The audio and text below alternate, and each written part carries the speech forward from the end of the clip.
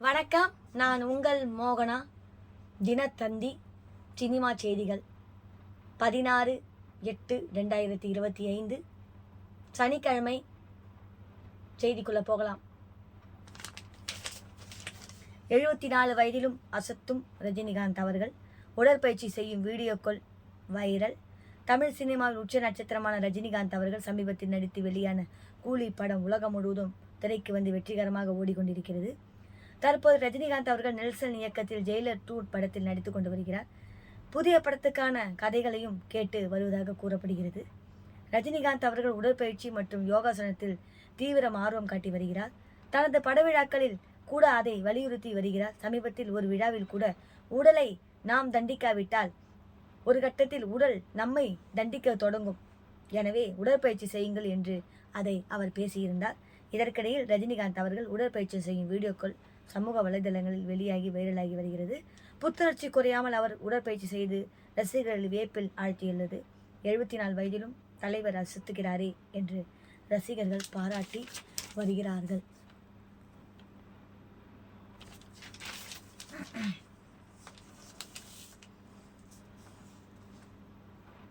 சினிமாவில் ப்ரோயோடிக் கிடைக்கும் ஆணாதிக்கம். கங்கனா ரணவத் சாடல். கங்கனா ரணாவத் சாடல். பேர் மிஸ்டேக். சொல்லிட்டேன். ப்ரொனன்சியேஷன் கொஞ்சம் பேரெல்லாம் மாடலாக இருக்கிறதுனால வரமாட்டேங்குது.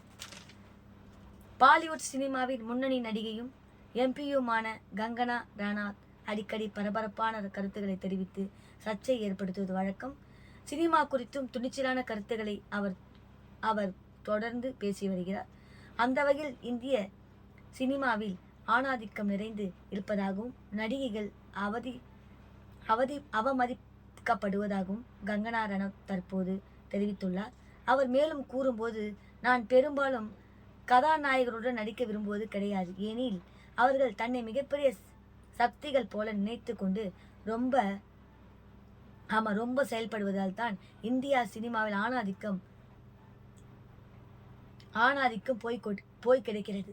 பாலியல் ரீதியாக பிரச்சனைகளை நான் சந்தித்ததே கிடையாது. ஆனால் படப்பிடிப்பில் தளத்தில் பல்வேறு பிரச்சனைகள், நடிகைகள் எதிர்க்கப்படும் சலுகைகள் எதுவும் வழங்கப்படாமல் நடிகைகள் அவமதிக்கப்படுவார்கள். சிறிய விஷயம் என்றாலும் கேவலமாக திட்டுவார்கள். இந்த போக்கு மாறினால் சினிமா இன்னும் மேம்படும் என்றார். இந்திய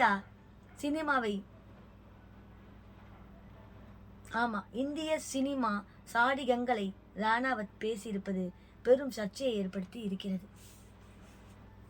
இந்த பேர் தான் வாயில நுழையுங்க. மிலிந்த ஏகத்தின் ரகசியம் சொல்லும் கீர்த்தி சுரேஷ் அவர்கள்.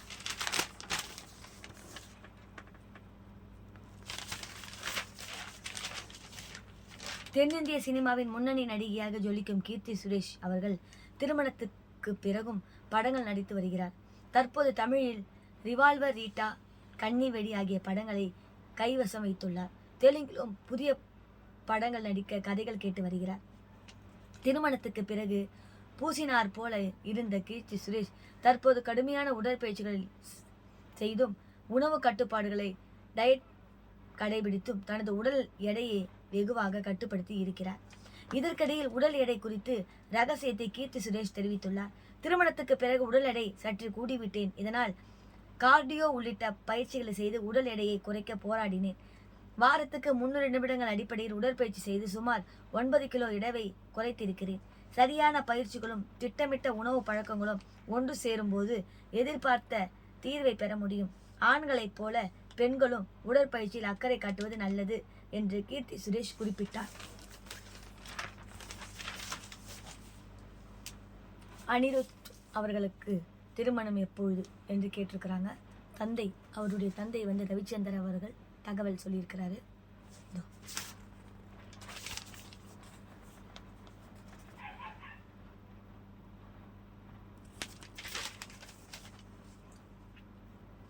தமிழ் சினிமாவின் முன்னணி இசையமைப்பாளராக திகழ்ந்து வரும் அனிருத் அவர்களுக்கு ரசிகர் பட்டாளம் ஏராளம். சமீபத்தில் திரைக்கு வந்த கூலி படத்தில் அவரது பாடல் பெரும் வரவேற்பு பெற்று வருகிறது. அனிருத் அடிக்கடி சர்ச்சையிலும் சிக்கிக்கொள்வது உண்டு. அடுத்த நடிகையுடன் காதல், அந்த நடிகையுடன் காதல், இந்த நடிகையுடன் காதல் என்று கிசுகிசுகளிலும் நிறைய சிக்கியிருக்கிறார். சமீபத்தில் கூட முக்கிய பிரபலமான ஒருடன் திருமணம் என்றால் பேசப்பட்டிருக்கிறது. இந்த நிலையில் அனிருத்தின் திருமணம் எப்போது என்பதை குறித்து அவரது தந்தையும் நடிகருமான ரவிச்சந்தர் ராகவேந்தர் கூறியிருக்கிறார். நிகழ்ச்சி ஒன்றில் கலந்து கொண்ட அவரிடம் அனிருத்துக்கு எப்போது திருமணம் என்று கேட்டபோது, எனக்கே தெரியவில்லை, நான் உங்களிடம் கேட்கலாம் என்று நினைத்திருந்தேன், உங்களுக்கு தெரிந்தால் கட்டாயம் என்னிடம் சொல்லுங்கள் என்று கூறினார். 34 வயதாகும் அனிருத் வெளிநாடுகளிலும் இசை கச்சேரிகள் நடத்தி வருவதாக குறிப்பிடத்தக்கது.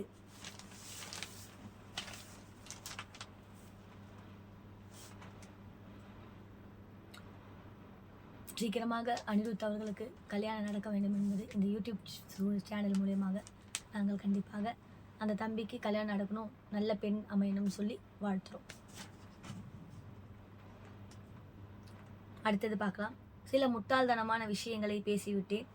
மிர்னால் தாகூர் வருத்தம்.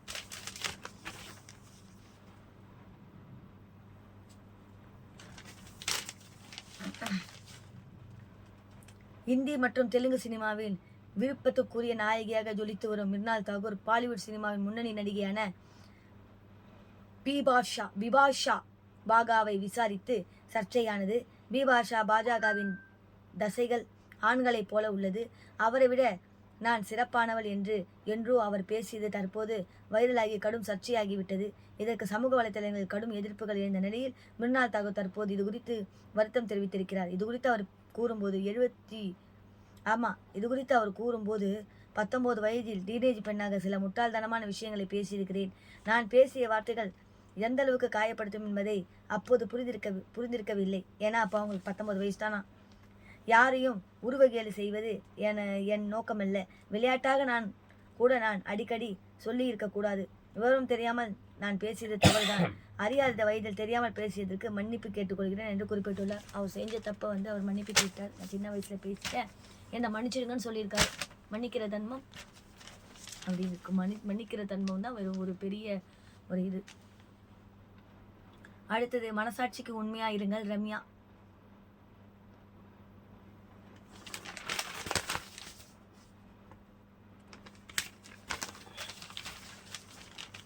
ரேணுகாசாமி கொலை வழக்கில் நடிகர் தர்ஷன், அவரது தோழியும் நடிகையுமான பவித்ரா கவுடா உள்பட 7 பேரின் ஜாமீனை ரத்து செய்து சுப்ரீம் கோர்ட் அதிரடி தீர்ப்பு கூறியுள்ளது.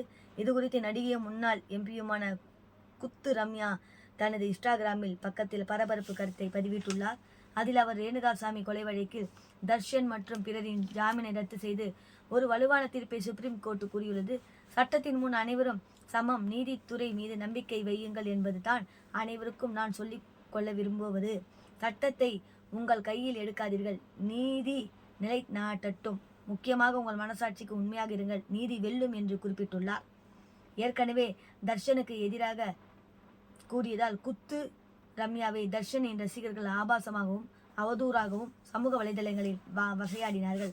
இது பற்றிய புகாரின் பேரில் சைபர் கிரைம் போலீசார் இதுவரை 6 பேரை கைது செய்துள்ளனர். மேலும் பலரை தேடி வருகிறார் என்பது குறிப்பிடத்தக்கது. அடுத்தது பாருங்க, ஜான்வி கபூர் மீது பவித்ரா மேனன் காய்ச்சல்.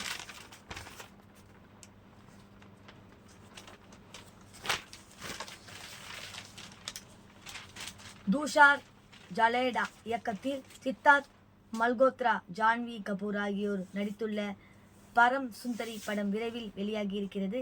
இந்த படத்தில் கேரளாவை சேர்ந்த பெண்ணாக ஜான்வி கபூர் நடித்துள்ளார். படத்தின் ட்ரெய்லர் சமீபத்தில் வெளியானது. இது ஜான்வி கபூரின் மலையாள உச்சரிப்புக்கு நடிகை பவித்ரா மேனன் கண்டனம் தெரிவித்துள்ளார். இது குறித்து அவர் கூறும்போது, ஜான்வி கபூர் பேசும் மலையாள உச்சரிப்பில் பிழை இருக்கிறது. மலையாளத்தை சேர்ந்த பெண்களை நடிக்க வைப்பதில் உங்களுக்கு என்ன பிரச்சனை? நாங்கள் திறமை குறைந்தவர்களா? கேரளாவில் இந்த பெண்ணும், அதாவது கேரளாவில் எந்த பெண்ணும் இப்படி பேச மாட்டார்கள். நான் மலையாள நடிகை என்றாலும் இந்தியில் சரளமாக பேசுவேன். இந்த கதாபாத்திரத்திற்கு ஒரு வகையான பெண்ணை கண்டுபிடிப்பது அவ்வளவு சிரமமா? மலையாள நடிகைகளை தவறாக காட்டுவதை பாலிவுட் சினிமாவில் வேலையாகி விட்டது.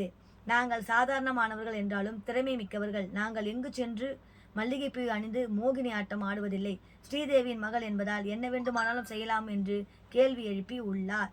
இந்த விவகாரத்தில் ஜான்வி கபூர் ரசிகர்களும் சமூக வலைதளங்களில் பதிலடி கொடுத்து வருகிறார்கள்.